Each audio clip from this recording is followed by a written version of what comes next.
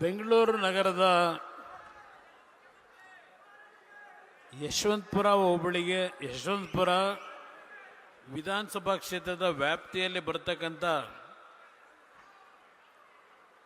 ಕೋನಘಟ್ಟ ಭಾಗದ ಈ ಒಂದು ಮೈದಾನದಲ್ಲಿ ಬೆಂಗಳೂರು ನಗರದ ಜಾತ್ಯತೀತ ಜನತಾದಳದ 25 ವರ್ಷಗಳ ಬೆಳ್ಳಿ ಹಬ್ಬದ ಪ್ರಯುಕ್ತ ಹಾಗೂ ಮುಂದೆ ನಡೆಯತಕ್ಕಂಥ ಬೆಂಗಳೂರು ನಗರದ ಜಿಬಿಎ ಚುನಾವಣೆಗಳು, ಇದರ ಹಿನ್ನೆಲೆಯಲ್ಲಿ ಇವತ್ತಿನ ಈ ಒಂದು ಕಾರ್ಯಕ್ರಮ ಬೆಂಗಳೂರು ನಗರದ ನಾಗರಿಕರಿಗೆ ಮತ್ತು ಬೆಂಗಳೂರು ನಗರದ ನನ್ನ ಕಾರ್ಯಕರ್ತ ಬಂಧುಗಳಿಗೆ ಸೀಮಿತವಾದಂಥ ಕಾರ್ಯಕ್ರಮ ಇದು.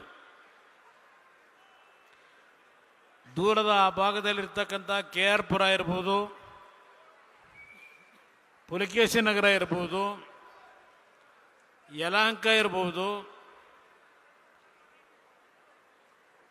ರಾಜರಾಜೇಶ್ವರಿ ನಗರ ಇರ್ಬೋದು, ಬಸವನಗುಡಿ ಇರ್ಬೋದು, ಜಯನಗರ ಇರ್ಬೋದು, ಬೆಂಗಳೂರು ದಕ್ಷಿಣ ವಿಧಾನಸಭಾ ಕ್ಷೇತ್ರ ಇರ್ಬೋದು. ಹೀಗೆ ನಾನು ಎಲ್ಲ ವಿಧಾನಸಭಾ ಕ್ಷೇತ್ರಗಳ ಹೆಸರನ್ನ ಹೇಳಲಿಕ್ಕೆ ಹೋಗೋದಿಲ್ಲ, ಈಗಾಗಲೇ ಭಾಳ ಸಮಯ ಆಗಿದೆ. ನಮ್ಮ ಪಕ್ಷದ ಮುಖಂಡರುಗಳು, ಕಾರ್ಯಕರ್ತರು ನಾವು ಶ್ರಮಪಟ್ಟು ಎದ್ದರೆ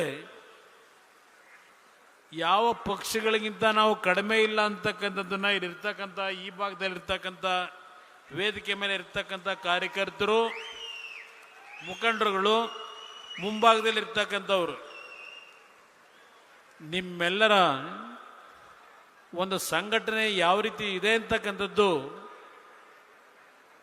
ಇವತ್ತು ಜಾತ್ಯತೀತ ಜನತಾದಳ ಬೆಂಗಳೂರು ನಗರದಲ್ಲೂ ಸದೃಢವಾಗಿ ಬೆಳೆಸಲಿಕ್ಕೆ ನಾವು ಕಾರ್ಯಕರ್ತರು ತಯಾರಾಗಿದ್ದೇವೆ ಅಂತಕ್ಕಂಥ ಸಂದೇಶ ಈ ಕಾರ್ಯಕ್ರಮದಲ್ಲಿ ನೀವು ನೀಡಿದ್ದೀರಿ.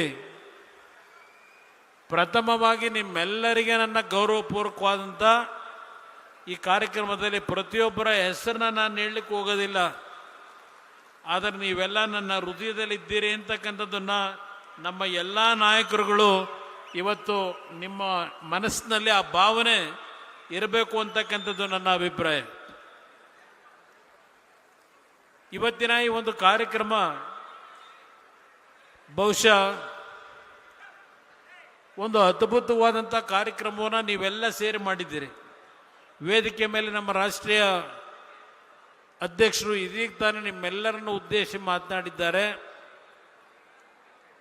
ಅದೇ ರೀತಿಯಲ್ಲಿ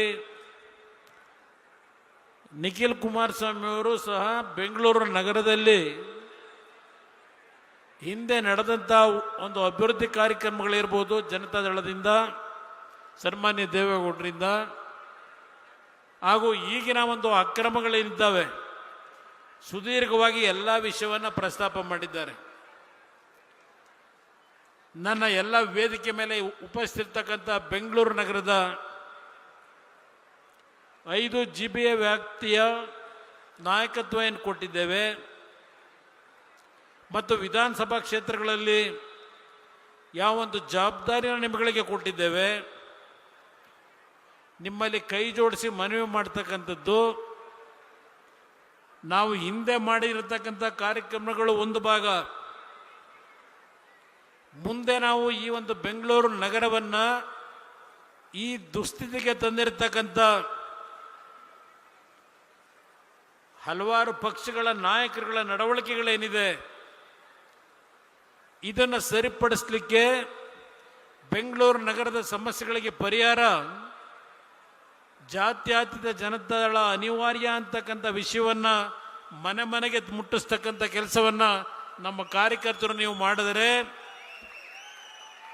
ಮತ್ತೊಮ್ಮೆ ಜನತಾದಳ ಬೆಂಗಳೂರು ನಗರದಿಂದಲೇ ಇವತ್ತು ಸಂದೇಶವನ್ನು ಕೊಡಲಿಕ್ಕೆ ಸಾಧ್ಯ ಇದೆ. ಇವತ್ತು ಈಗಿನ ಸರ್ಕಾರ GBA ಚುನಾವಣೆ ನಡೆಸ್ತಾರೋ ಇಲ್ವೋ ಗೊತ್ತಿಲ್ಲ ನನಗೆ, ಆದರೂ ಸಹ ನಮ್ಮ ಕಾರ್ಯಕರ್ತರು, ನಮ್ಮ ಮುಖಂಡರು 25ನೇ ಬೆಳ್ಳಿ ಹಬ್ಬದ ಒಂದು ಸುಸಂದರ್ಭ ಮತ್ತು ಮುಂದಿನ GBA ಚುನಾವಣೆಗೆ ನಾವು ಸದೃಢವಾಗಬೇಕು ಅಂತ ಹೇಳಿ ಇವತ್ತು ಇಷ್ಟೊಂದು ಯಶಸ್ವಿಯಾಗಿ ಕಾರ್ಯಕ್ರಮ ಏನು ಮಾಡಿದ್ದೀರಿ, ನಾನು ನಿಮ್ಮಗಳ ಗಮನಕ್ಕೆ ತರತಕ್ಕಂಥದ್ದು, ಅದರ ಜೊತೆಗೆ ನನ್ನ ಮಾಧ್ಯಮದ ಸ್ನೇಹಿತರಿದ್ದೀರಿ, ನಿಮ್ಮ ಮುಖಾಂತರ ಬೆಂಗಳೂರು ನಗರದ ನಾಗರಿಕರಿಗೆ ನಾನು ಮನವಿ ಮಾಡ್ತಕ್ಕಂಥದ್ದು, ಒಂದು ಬಾರಿ ಈ ನಾಡಿನಲ್ಲಿ ಕರ್ನಾಟಕ ನಾಡಿನ ಜನತೆ ಮತ್ತು ಬೆಂಗಳೂರು ನಗರದ ನಾಗರಿಕರು ಒಂದು ಅವಕಾಶವನ್ನು ಜಾತ್ಯತೀತ ಜನತಾದಳಕ್ಕೆ ನನ್ನ ನೇತೃತ್ವದಲ್ಲಿ ನೀವು ನೀಡಿ ಈ ಬೆಂಗಳೂರು ನಗರದ ಅಭಿವೃದ್ಧಿ ಅಷ್ಟೇ ಅಲ್ಲ, ಈ ನಾಡಿಗೆ ಆಗಿರ್ತಕ್ಕಂಥ ಒಂದು ರೀತಿಯ ಗ್ರಹಣಗಳನ್ನು ಏನಿಡಿಸಿದ್ದಾರೆ ಆ ಗ್ರಹಣಗಳಿಗೆ ಮುಕ್ತಿಯನ್ನು ಕೊಡ್ತಕ್ಕಂಥದ್ದಕ್ಕೆ ಈ ಪಕ್ಷವನ್ನು ಒಂದು ಬಾರಿ ಪರೀಕ್ಷೆ ಮಾಡಿ ಅಂತ ಹೇಳಿ ನಾಡಿನ ಜನತೆಗೆ, ಬೆಂಗಳೂರು ನಗರದ ನಾಗರಿಕರಿಗೆ ಈ ವೇದಿಕೆ ಮುಖಾಂತರ ನಾನು ಮನವಿಯನ್ನು ಮಾಡ್ತಾ ಇದ್ದೇನೆ. ನಾನು 2 ಬಾರಿ ಮುಖ್ಯಮಂತ್ರಿ ಆಗಿದ್ದು ನಾಡಿನ 6.5 ಕೋಟಿ ಜನತೆ ಸಂಪೂರ್ಣ ಆಶೀರ್ವಾದ ಮಾಡಿ ಸ್ವತಂತ್ರವಾದ ಸರ್ಕಾರವನ್ನು ನಾನು ನಡೆಸಲಿಲ್ಲ, ಇನ್ನೊಬ್ಬರ ಹಂಗಿನಲ್ಲಿ ನಾನು ಸರ್ಕಾರ ನಡೆಸಿದೆ. 2006-7 ಬೆಂಗಳೂರು ನಗರದ ನಾಗರಿಕರಿಗೆ ಮನವಿ ಮಾಡ್ತೇನೆ, ನನ್ನ ಕಾರ್ಯಕರ್ತರಿಗೆ ನೆನಪಿಸ್ಕೊಡ್ತೇನೆ. ಇವತ್ತು ಯಾವೊಂದು ಮೆಟ್ರೋ ರೈಲಿನ ವ್ಯವಸ್ಥೆಗಳು ಈ ನಗರದಲ್ಲಿ ಈ ಮಟ್ಟಕ್ಕೆ ಆಗಬೇಕಾದರೆ ನೀವು ಬೆಳೆಸಿರ್ತಕ್ಕಂಥ ನಿಮ್ಮ ಮನೆಯ ಮಗನೋ ಅಣ್ಣನೋ ತಮ್ಮನೋ ಅಂತಕ್ಕಂಥ ಪ್ರೀತಿಯನ್ನು ಕೊಟ್ಟಿದ್ದೀರಿ. ಇದೇ ಕುಮಾರಸ್ವಾಮಿ ಮೊದಲನೆಯ 19 ಕಿಲೋಮೀಟರ್ಗೆ ಮನಮೋಹನ್ ಸಿಂಗ್ ಅವರನ್ನ ಆಹ್ವಾನ ನೀಡಿ ಕಾರ್ಯಕ್ರಮಕ್ಕೆ ಶಂಕುಸ್ಥಾಪನೆಯನ್ನು ನೆರವೇರಿಸಿದ್ದು, ಏನು ತಿಳಿದೆ ಮೊದಲನೇ ಬಾರಿಗೆ ಶಾಸಕನಾಗಿ ಮುಖ್ಯಮಂತ್ರಿಯಾಗಿ ಅವತ್ತು ಕಾರ್ಯಕ್ರಮವನ್ನು ಪ್ರಾರಂಭ ಮಾಡಿದ್ದು. ಬೆಂಗಳೂರು ನಗರದ ಹಲವಾರು ಫ್ಲೈಓವರ್ಗಳು, ಹಲವಾರು ರೀತಿಯ ಒಂದು ಟನಲ್ ರೋಡ್ಗಳನ್ನು ಮಾಡ್ತಕ್ಕಂಥ ನಿರ್ಧಾರ ಅವತ್ತು ಮಾಡಿದ್ದೆ. ಇವತ್ತು ಸುಮಾರು 17 ವರ್ಷ ಆಗಿದೆ. ಈಗಿನ ಸರ್ಕಾರ ಟನಲ್ ರೋಡಿನ ಬಗ್ಗೆ ಕನವರಿಕೆ ಈಗ ಮಾಡ್ತಾ ಇದ್ದಾರೆ. ನಾನು ಅಂದೇ ಒಂದು ಕೊರಿಯಾ ಕಂಪನಿಗೆ ಒಂದು ಆದೇಶ ಮಾಡಿ ಮೀನ್ ಸ್ಕ್ವೇರ್ನಿಂದ ನಮ್ಮ ಹೆಬ್ಬಾಳದ ಫ್ಲೈಓವರ್ವರೆಗೆ 4 ಪಥದ ಟನಲ್ ರೋಡ್ನ ಮಾಡ್ತಕ್ಕಂಥ ನಿರ್ಧಾರ ಮಾಡಿ ಟೆಂಡರ್ ಪ್ರಕ್ರಿಯೆಗಳನ್ನು ಮುಗಿಸಿದ್ದೆ. ನಂತರ ಬಂದಂಥವ್ರು ಮಾಡಲಿಲ್ಲ. ನಿಮ್ಮ ಔಟರ್ ಪೆರೆ ರಿಂಗ್ ರೋಡ್ ಜವರಗೌಡರಲ್ಲಿದ್ದಾರೆ, ಪಾಪ ಹೆಚ್ಚಿನ ಶ್ರಮ ಪಟ್ಟಿದ್ದಾರೆ ಈ ಕಾರ್ಯಕ್ರಮಕ್ಕೆ. ಇಲ್ಲಿ ಸುತ್ತಮುತ್ತಲ ಭಾಗದಲ್ಲಿ ಇರ್ತಕ್ಕಂಥ ಹೆಚ್ಚಿನ ಸಂಖ್ಯೆಯಲ್ಲಿ ಇವತ್ತು ಈ ಒಂದು ಸಭೆ ಯಶಸ್ಸುಗೊಳಿಸಿದ್ದಾರೆ. ಅವತ್ತು ಔಟರ್ ಪೆರೆಲ್ ರಿಂಗ್ ರೋಡು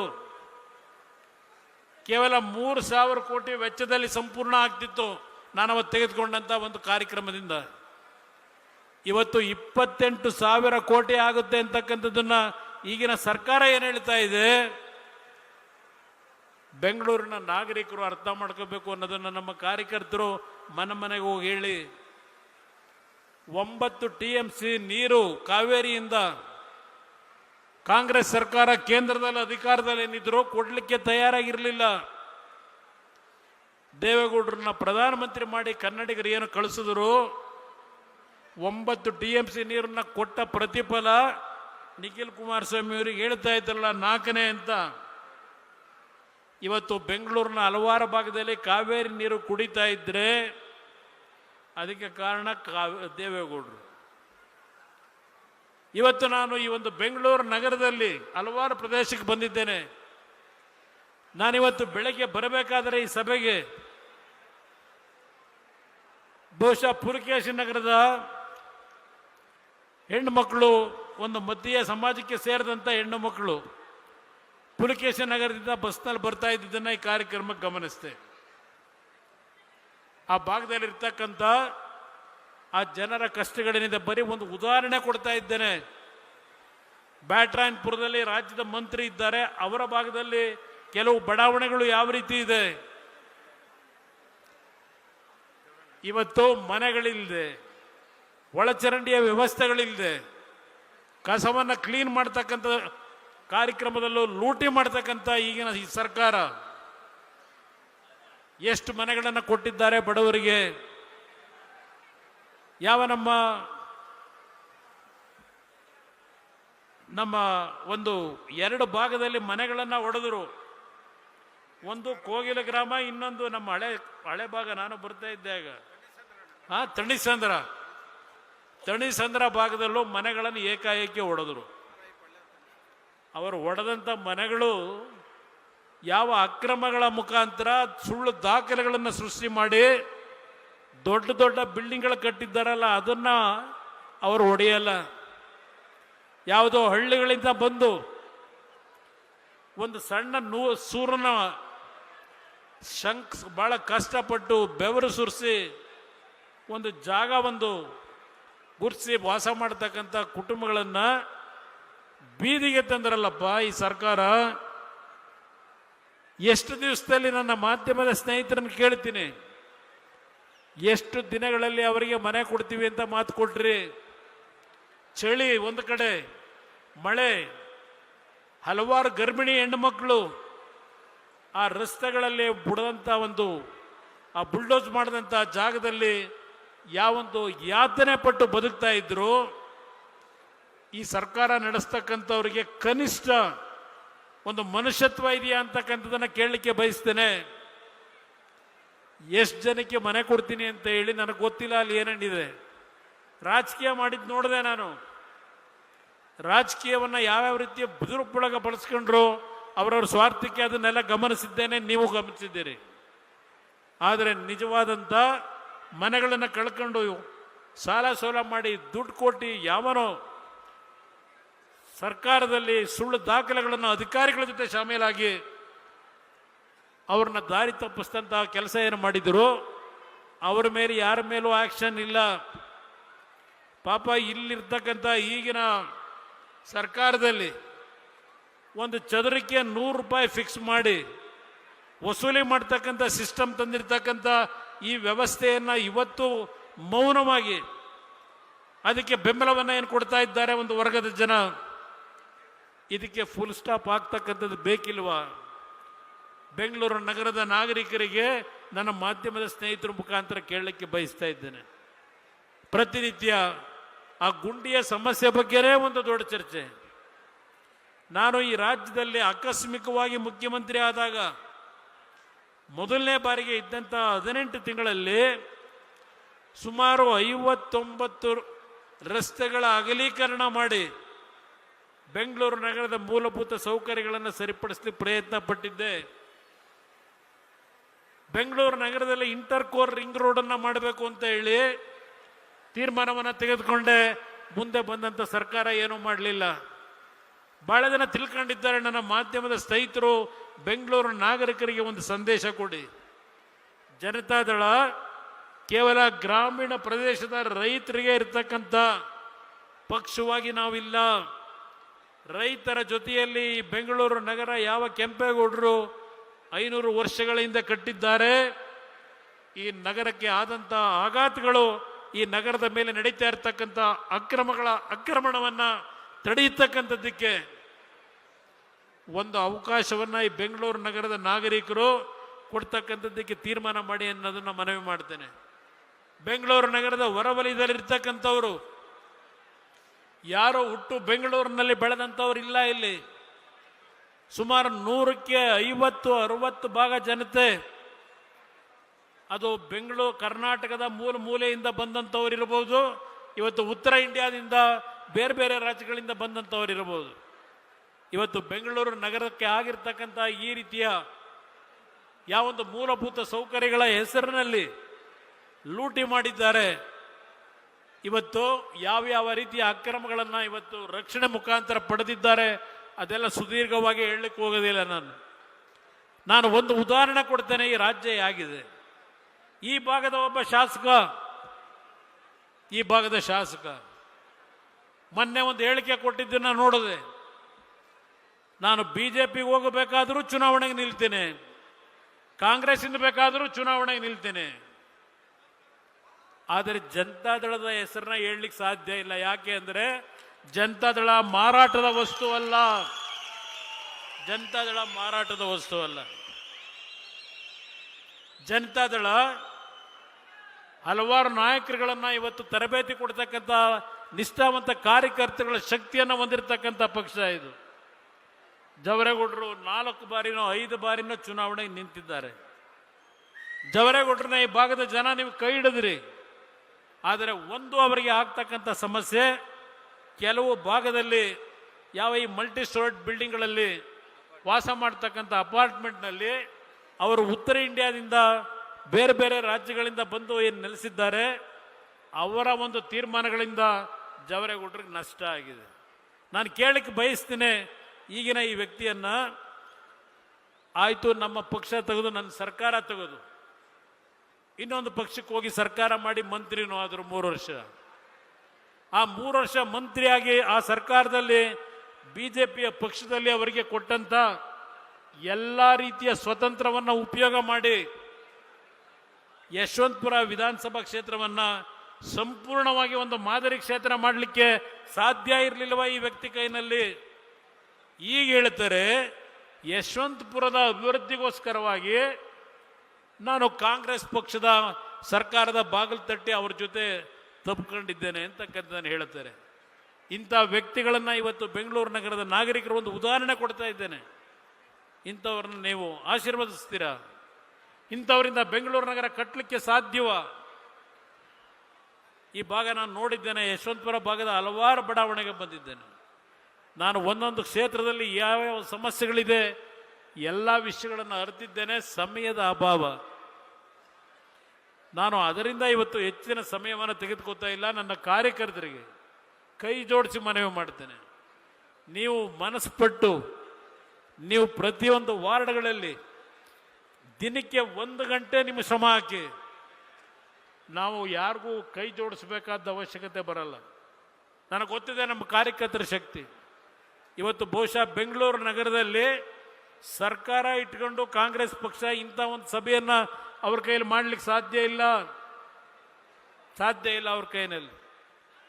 ಅದರಿಂದ ನನ್ನ ಕಾರ್ಯಕರ್ತರು ಇವತ್ತೇನು ಚಳಿ ಬಿಟ್ಟು ಕೆಲಸ ಮಾಡಿದ್ದೀರಿ, ನಿಮ್ಮ ಶಕ್ತಿಯನ್ನ ನಿಮ್ಮ ವಾರ್ಡ್ಗಳಲ್ಲಿ ಇವತ್ತು ಸದೃಢವಾಗಿ ಬೆಳೆಸ್ಕೊಳ್ತಕ್ಕಂಥ ನಿಟ್ಟಿನಲ್ಲಿ ನಿಮ್ಮ ಶ್ರಮ ಹಾಕಿ. ಎಲ್ಲೆಲ್ಲಿ ನಾವು ಈ ಒಂದು ಮೈತ್ರಿಯ ಒಂದು ಹೊಂದಾಣಿಕೆ ಇದೆ, ಹೊಂದಾಣಿಕೆಯಲ್ಲಿ ಯಾವ ತೀರ್ಮಾನಗಳನ್ನು ಮಾಡಬೇಕು ಆ ತೀರ್ಮಾನ ನಮಗೆ ಬಿಡಿ. ನಿಮ್ಮಗಳಿಗೆ ರಕ್ಷಣೆ ಕೊಡ್ತಕ್ಕಂಥದ್ದು ನನ್ನ ಜವಾಬ್ದಾರಿ. ಅದರ ಶಕ್ತಿಯನ್ನು ನೀವು ಉಳಿಸ್ಕೋಬೇಕು ಅನ್ನೋದನ್ನು ಈ ಸಂದರ್ಭದಲ್ಲಿ ನಿಮ್ಮನ್ನು ನಾನು ಹೇಳಲಿಕ್ಕೆ ಬಯಸ್ತಾ ಇದ್ದೇನೆ. ಇವತ್ತು ಈ ರಾಜ್ಯದಲ್ಲಿ ಯಾವೊಂದು ರಾಜ್ಯವನ್ನು ಲೂಟಿ ಮಾಡ್ತಾ ಇದ್ದಾರೆ. ಪಾಪ ಕಾಂಗ್ರೆಸ್ ಪಕ್ಷ ಪ್ರತಿನಿತ್ಯ ಹೇಳ್ತಕ್ಕಂಥದ್ದು ನಾವು ತೆರಿಗೆ ಕಟ್ತಾ ಇದ್ದೇವೆ, 4.5 ಲಕ್ಷ ಕೋಟಿ ಕೊಡ್ತೀವಿ, ನಮಗೆ ಬರೀ 60,000 ಕೊಡ್ತಾ ಇದ್ದಾರೆ. ಇದು ಇವತ್ತು ಬಂದಿರೋ ವ್ಯವಸ್ಥೆ ಅಲ್ಲ. ನೆಹರು ಅವರು ಪ್ರಧಾನಮಂತ್ರಿಗಳಾದಾಗ ಆ ಫೈನಾನ್ಸ್ನ ಒಂದು ಆಯೋಗಗಳನ್ನು ರಚನೆಯನ್ನು ಮಾಡಿದ್ರು. ಅವತ್ತಿನಿಂದ ಈ ಸಿಸ್ಟಮ್ಮು ಮುಂದುವರ್ಕೊಂಡು ಬಂದಿದೆ. ನಾನು 2 ಬಾರಿ ಈ ರಾಜ್ಯದಲ್ಲಿ ಮುಖ್ಯಮಂತ್ರಿ ಆದೆ ಆಕಸ್ಮಿಕವಾಗಿ. ನಾಡಿನ 6.5 ಕೋಟಿ ಜನತೆ ಆಶೀರ್ವಾದದಿಂದ ಆದಂಥ ಮುಖ್ಯಮಂತ್ರಿ ಅಲ್ಲ. ಸನ್ನಿವೇಶದ ಹಿನ್ನೆಲೆಯಲ್ಲಿ ನಾನು ಮುಖ್ಯಮಂತ್ರಿಯಾಗಿ ಪ್ರತಿನಿತ್ಯ ಕೇಂದ್ರ ಸರ್ಕಾರದ ಮೇಲೆ ನಾನು ಸಂಘರ್ಷಕ್ಕೆ ಹೋಗಲಿಲ್ಲ. ರೈತರ ಸಾಲ ಮನ್ನಾ ಮಾಡದೆ ನಾನು ಕೇಂದ್ರ ಸರ್ಕಾರದ ಮುಂದೆ ಕೈ ಒಡ್ಡಿ, ಅಯ್ಯೋ ನಾನು ರೈತರ ಸಾಲ ಮನ್ನಾ ಮಾಡ್ತಾ ಇದ್ದೇನೆ, ನಮಗೇನಾದರೂ ಕೇಂದ್ರ ಸರ್ಕಾರ ಹಣ ಕೊಡಿ ಅಂತ ಕೇಳಲಿಲ್ಲ. ಈ ರಾಜ್ಯದ ಅಭಿವೃದ್ಧಿಗೆ ನಾನು ಕೈ ಬೇಡಿ ಕೇಳಲಿಲ್ಲ. ನಮ್ಮ ಹಕ್ಕು ನಮ್ಮದೇನಿದೆ ಅದನ್ನು ಪಡೆಯತಕ್ಕಂಥದ್ರ ಮುಖಾಂತರ ಇವತ್ತು ನಮ್ಮ ಕಾಲದಲ್ಲಿ 2 ಅವಧಿನಲ್ಲಿ ಯಾವೊಬ್ಬ ಮುಖ್ಯಮಂತ್ರಿ ಕೆಲಸವನ್ನು ಮಾಡ್ಬೋದು, ಜನಸಾಮಾನ್ಯರಿಗೆ ಸಮೀಪಕ್ಕೆ ಹೋಗಿ ಅವನ ಕಷ್ಟವನ್ನು ಪರಿಹರಿಸ್ಬೋದು ಅಂತಕ್ಕಂಥದ್ದನ್ನು ಈ ನಾಡಿನಲ್ಲಿ ಏನಾದರೂ ತೋರಿಸಿದ್ರೆ ಅದು ಕುಮಾರಸ್ವಾಮಿಯ ಕಾಲದಲ್ಲಿ ಅಂತಕ್ಕಂಥದ್ದನ್ನು ಹೇಳಲಿಕ್ಕೆ ಬಯಸ್ತೇನೆ. ಇವತ್ತು ನನಗೆ ಬೆಳಗ್ಗೆ ನಾನು ಏನಾದರೂ ಬೆಂಗಳೂರು ನಗರದಲ್ಲಿದ್ದರೆ ಸನ್ಮಾನ್ಯ ಸಿದ್ದರಾಮಯ್ಯನವರೇ, ಸನ್ಮಾನ್ಯ ಕಾಂಗ್ರೆಸ್ನ ಮಿತ್ರರೇ, ನನ್ನ ಮನೆಗೆ ಬರ್ತಕ್ಕಂಥವರು ಸೂಟು ಬೂಟು ಹಾಕಿ ಸೂಟ್ ಕೇಸ್ ಇಟ್ಕೊಂಡು ಬರ್ತಕ್ಕಂಥವ್ರು ಬರಲ್ಲ. ಯಾವೊಂದು ಬಟ್ಟೆ ಮಾಸಿರ್ತದೆ, ಊಟ ಮಾಡಿರಲ್ಲ, ಕಿಡ್ನಿ ಕಾಯಿಲೆ, ಹಲವಾರು ರೀತಿಯ ಸಮಸ್ಯೆಗಳನ್ನು ನನ್ನ ಮುಂದೆ ತರ್ತಕ್ಕಂಥ ಜನರ ನೋವನ್ನು ಏನು ಕಂಡಿದ್ದೇನೆ. ಸಿದ್ದರಾಮಯ್ಯನವರೇ, ನಿಮ್ಗೆ 2,000 ರೂಪಾಯಿ ಆ ಕಿಡ್ನಿ ಪೇಷಂಟ್ನು ಹಾರ್ಟ್ ಅಟ್ಯಾಕ್ ಆದಂಥವನ್ನು ಉಳಿಸ್ಲಿಕ್ಕೆ ಸಾಧ್ಯ ಇಲ್ಲ. ಸಿದ್ದರಾಮಯ್ಯನವರೇ, ಇವತ್ತು ಯಾವುದೋ ಪತ್ರಿಕೆಗಳಲ್ಲಿ ನೋಡ್ತಾ ಇದ್ದೆ, ಸರ್ಕಾರಿ ಶಾಲೆಗಳನ್ನು ಮುಚ್ತಾ ಇದ್ದಾರೆ ಈ ಸರ್ಕಾರ. ಯಾವೊಂದು ನ್ಯಾಷನಲ್ ಎಜುಕೇಷನ್ ಪಾಲಿಸಿ ಬಂತು ಅದನ್ನೂ ತರಲಿಲ್ಲ. ಈಗ ಅದು ಯಾವುದೋ ಪಾಲಿಸಿ ತರ್ತೀವಿ ಅಂತ ಹೋಗಿ ಖಾಸಗಿಯ ಶಾಲೆಗಳನ್ನು ನಡೆಸ್ತಕ್ಕಂಥವರಿಗೆ ಸಂಪೂರ್ಣವಾಗಿ ಬಲ ತುಂಬಿ ಬಡ ಮಕ್ಕಳು ಓದದಿರ್ತಕ್ಕಂಥ ಪರಿಸ್ಥಿತಿಯನ್ನು ಇವತ್ತು ಯಾವ ಸಿದ್ದರಾಮಯ್ಯನವರು ನಾನು ಅಹಿಂದ ನಾಯಕ ಬಡವರಿಗೋಸ್ಕರ ಇದ್ದೇನೆ ಅಂತ ಹೇಳ್ತೀರಿ. ಸರ್ಕಾರದ ಶಾಲೆಗಳನ್ನು ಹಂತ ಹಂತವಾಗಿ ಮುಚ್ಚಿ ಸರ್ಕಾರಕ್ಕೆ ಶಿಕ್ಷಕರ ನೇಮಕ ಏನಾಗಬೇಕು, ಶಾಲೆಗಳಿಗೆ 76,000 ಶಿಕ್ಷಕರ ಕೊರತೆಯನ್ನು ಇವತ್ತು ನಾವು ಕಾಣ್ತಾ ಇದ್ದೇವೆ. ನಮ್ಮ ಭೋಜೇಗೌಡರು ಕೂತಿದ್ದಾರೆ, ನಮ್ಮ MLC ಎಜುಕೇಷನ್ನ ಒಂದು ರೆಪ್ರೆಸೆಂಟೇಟಿವ್ ಇರ್ತಕ್ಕಂಥವರು, ವಿವೇಕಾನಂದ ಎಲ್ಲ ಕೂತಿದ್ದಾರೆ. ಯಾತಕಪ್ಪ ಇವತ್ತು ಧಾರವಾಡದಲ್ಲಿ ಯಾವ ಯುವಕರು ಧರಣಿ ನಡೆಸಿದ್ರು, ಅವರ ಹೋರಾಟ ನೋಡಿ ಹೆದರಿ ಇಲ್ಲ ನಾವು ತಕ್ಷಣ ಯಾವುದೋ ಈ ಡಿಸೆಂಬರ್ ಒಳಗೋ ಯಾವುದೋ ಒಂದು ಮಂತ್ಲಿ ನಾವು ಕೆಲಸವನ್ನು ತುಂಬ್ತೀವಿ, ನಿರುದ್ಯೋಗ ಸಮಸ್ಯೆ ಬಗೆಹರಿಸ್ತೀನಿ ಹೇಳ್ದಂಥ ಸಿದ್ದರಾಮಯ್ಯನವರೇ, ಎಷ್ಟು ಜನ ಯುವಕರಿಗೆ ಉದ್ಯೋಗ ಕೊಡಲಿಕ್ಕೆ ಈಗ ನೀವು ತೀರ್ಮಾನ ಮಾಡಿದ್ದೀರಿ? ಇನ್ನು ಒಳ ಮೀಸಲಾತಿಯ ಗಲಾಟೆ ಇದೆ, ರಿಸರ್ವೇಶನ್ ಗಲಾಟೆ ಇದೆ, ಕಾಂತರಾಜು ವರದಿ ಜಾರಿಗೆ ತರಲಿಕ್ಕಾಗಿಲ್ಲ, ಜಯಪ್ರಕಾಶ್ ಹೆಗಡೆ ವರದಿ ಜಾರಿ ತರಕ್ಕಾಗಿಲ್ಲ. ಎಲ್ಲೋಗಿದ್ದೀರಪ್ಪ ಸಿದ್ದರಾಮಯ್ಯನವರೇ? ಕುಮಾರಸ್ವಾಮಿ ಕಾಂತರಾಜು ವರದಿಯನ್ನು ಅನುಷ್ಠಾನಕ್ಕೆ ತರದೆ ಹಾಗೆ ಅದನ್ನು ಹೆಸರು ನನ್ನ ಮೇಲೆ ಆಪಾದನೆ ಮಾಡಿದಂಥ ಸಿದ್ದರಾಮಯ್ಯನವರೇ, ಯಾವ ಕಾಂತರಾಜು ವರದಿ ಏನು ದೊಡ್ಡ ಉದ್ಧಾರ ಮಾಡ್ತಕ್ಕಂಥ ವರದಿ ಅದು ಅಂತ ಹೇಳಿ ಭಾಷಣ ಮಾಡಿದಂಥವರು ಈ ಕ್ಷಣದವರೆಗೆ ಯಾವ ಕಾರಣಕ್ಕೆ ಆ ವರದಿಯನ್ನು ಅನುಷ್ಠಾನಕ್ಕೆ ತರ್ತಾ ಇಲ್ಲ? ಹೆದರಿಕೆ ಶುರುವಾಗಿದೆಯಾ? ಈಗ ನಿಮಗೆ ಹೇಳಲಿಕ್ಕೆ ಹೋದ್ರೆ ಹಲವಾರು ವಿಷಯ ಹೇಳಬಲ್ಲೆ, ಭಾಳ ವಿಷಯಗಳಿದೆ. ನಾನು ಒಂದು ಮಾತನ್ನ ಹೇಳ್ತೇನೆ. ಇವತ್ತು ಈ ಸಭೆಯ ಮುಖಾಂತರ ಬೆಂಗಳೂರು ನಗರದಲ್ಲಿ ಒಂದು ಕಾಲದಲ್ಲಿ ನಾವು ಸಣ್ಣ ಮಕ್ಕಳು ITI, NGF, BEL ಹೀಗೆ ಹಲವಾರು ರೀತಿಯ ಕಾರ್ಖಾನೆಗಳಿಗೆ ಬೆಳಗ್ಗೆ ಎದ್ದರೆ ಬಸ್ಗಳು, ನೂರಾರು ಬಸ್ಗಳು ಹೋಗ್ತಾ ಇತ್ತು ಬೆಳಗ್ಗೆ 5 ಗಂಟೆ 6 ಗಂಟೆನಲ್ಲಿ. ನಾವು ಸಣ್ಣ ಮಕ್ಕಳು 1972, 73ನೇ ಇಸ್ವಿನಲ್ಲಿ ನಾವು ಅದು ನೋಡ್ತಾ ಇದ್ವು. ಬೆಂಗಳೂರು ನಗರ ಯಾವ ರೀತಿ ಇದೆ, ಬೆಂಗಳೂರು ನಗರದಲ್ಲಿ ಸಾವಿರಾರು ಕುಟುಂಬಗಳಿಗೆ ಉದ್ಯೋಗಗಳನ್ನು ಯಾವ ರೀತಿ ಕೊಟ್ಟಿತ್ತು. ಇವತ್ತು ನಮ್ಮ HMT, ಆ HMT ಕಾರ್ಖಾನೆಗೆ ನಾನು ಜೀವ ಕೊಡಬೇಕು ಅಂತ ಹೋದರೆ ಈಗಿನ ಸರ್ಕಾರದಲ್ಲಿ ಅದು ಅರಣ್ಯ ಇಲಾಖೆಗೆ ಸೇರಿರ್ತಕ್ಕಂಥ ಭೂಮಿ ಅಂತ ಹೇಳಿ ಕೋರ್ಟ್ನಲ್ಲಿ ಕೇಸ್ ಹಾಕೊಂಡು ಕೇಸ್ ನಡೆಸ್ಲಿಕ್ಕೆ ಹೊರಟ್ರಿ. ಯಾವೊಂದು ಕುದುರೆ ಬುಕ್ಕ, ಅದಕ್ಕೆ 1,700 ಕೋಟಿ ಹಣವನ್ನು ನಾನು ಬಂಡವಾಳ ಕೊಟ್ಟು ಆ ಕಾರ್ಖಾನೆ ಪ್ರಾರಂಭ ಮಾಡಿಸಬೇಕು ಅಂತ ಹೋದರೆ ಅದಕ್ಕೊಂದು ತಕರಾರು ತೆಗೆದು ಅಲ್ಲಿ ಆ ಕೆಲಸ ಮಾಡ್ಲಿಕ್ಕೆ ಬಿಡಲಿಲ್ಲ. ಇದು ನಿಮ್ಮ ಕಾರ್ಯಕ್ರಮ, ಇದು ನೀವು ನಿರುದ್ಯೋಗದ ಸಮಸ್ಯೆಯನ್ನು ಬಗೆಹರಿಸ್ತಾ ಇರೋದು. ಬೆಂಗಳೂರಿನಲ್ಲಿ ಆ ಕಸದ ರಾಶಿ, ನಿಖಿಲ್ ಕುಮಾರಸ್ವಾಮಿ ಅವರು ಮಂಡೂರ್ದು ಎಲ್ಲ ಹೇಳ್ತಾ ಇದ್ರು. ಇಲ್ಲಿಯವರೆಗೆ ಯಾತಕ್ಕೆ ಅದನ್ನು ವೈಜ್ಞಾನಿಕವಾಗಿ ಸರಿಪಡಿಸ್ಲಿಕ್ಕೆ ಆಗ್ತಾ ಇಲ್ಲ?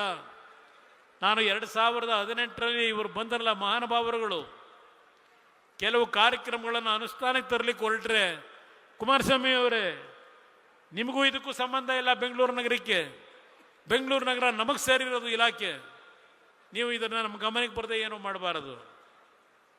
ಈ ರೀತಿ ನನಗೆ ಅಡಚಣೆ ಉಂಟು ಮಾಡಿ ಕೆಲಸ ಮಾಡಲಿಕ್ಕೆ ಬಿಡಲಿಲ್ಲ.